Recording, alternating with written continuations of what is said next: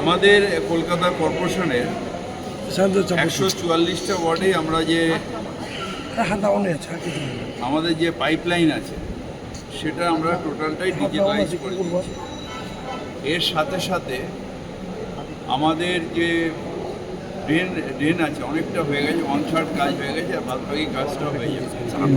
এর সাথে সাথে আমাদের যে উত্তরণ আছে সেটাও আজকের প্রস্তাবে পাস হলো, আমরা ওটাকে ওই একসাথে ডিজিটালাইজ করে দেবো, যাতে KMC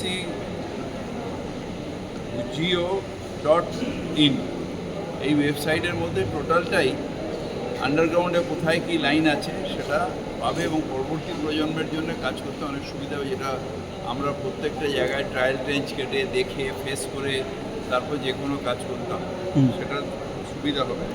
তাই এই ডেডিকেটেড ওয়াটার লাইন এবং ড্রেনেজ লাইন মেনটেন্যান্সের ক্ষেত্রে সুবিধা হবে, এই কাজটা আমরা করব।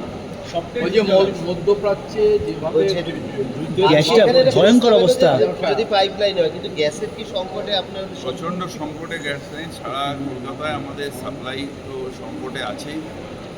আমরা গ্যাস পাচ্ছি না, দামও আপনি জানেন যে 60 টাকা করে অলরেডি বেড়ে গেছে, সুতরাং মানুষ খুব ক্রাইসিসের মধ্যে আছে। এখানে আমরা কলকাতা পৌরসভায় এটা ডাইরেক্টলি আমাদের কিছু করার নেই, কিন্তু আমাদের হাউস আজকে উদ্বেগ, এটা নিয়ে উদ্বেগ। বিজিসিএল সঙ্গে পাইপলাইনে দিয়েছি, আমরা অলরেডি পারমিশন দিয়ে দিয়েছি, কিন্তু তারা কোথা দিয়ে গ্যাস আনবে, গ্যাস আনতে পারবে কি না, ডোমেস্টিক সাপ্লাই করতে পারবে কি না, এটা তাদের ব্যাপার।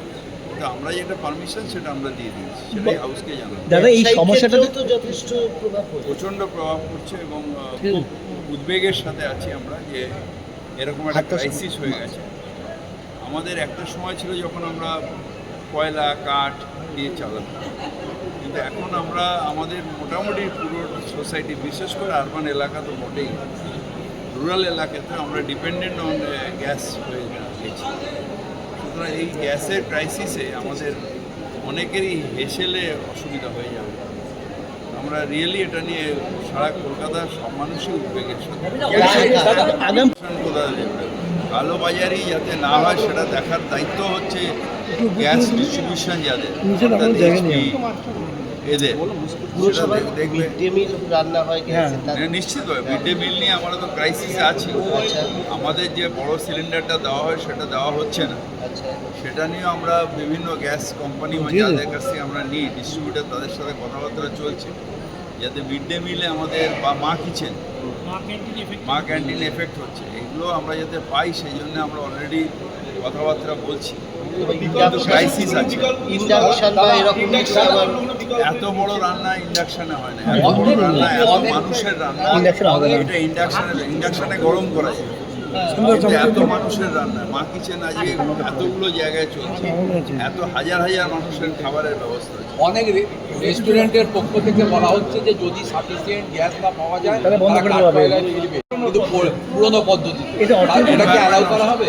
এনভায়রনমেন্ট নষ্ট হবে, কিন্তু আগে এগুলো দেখেনি, এগুলো সব কাজ হচ্ছে যে চুপচাপ বসে থেকে হুজুরি না করে ব্যবস্থা করতে হবে এবং মানুষ যাতে অসুবিধায় না থাকে। ভারতের মানুষ ওই SIR করে ভারতের মানুষকে লাইনে না দাঁড় করিয়ে আবার গ্যাসের জন্য দাঁড় না করিয়ে সাপ্লাইটা ঠিক মতন করার দায়িত্ব। আগাম পরিকল্পনা রাখা উচিত ছিল না, এটার আগাম পরিকল্পনা রাখা উচিত ছিল না। এটা দায়িত্ব নিতে হবে তাকে এবং এর ব্যবস্থা তাকেই করতে হবে। दादा मोदी सरकार ने बड़ी बड़ी बातें की थी कि भंडारण है, अदानी जी का भंडार है जिनको 1 रुपया में दिया देता है, साधारण मानुष के लिए कोई भंडार नहीं। दादा गैस किल्लत हो गई, गैस किल्लत जारी होচ্ছে, সেটা রুখতে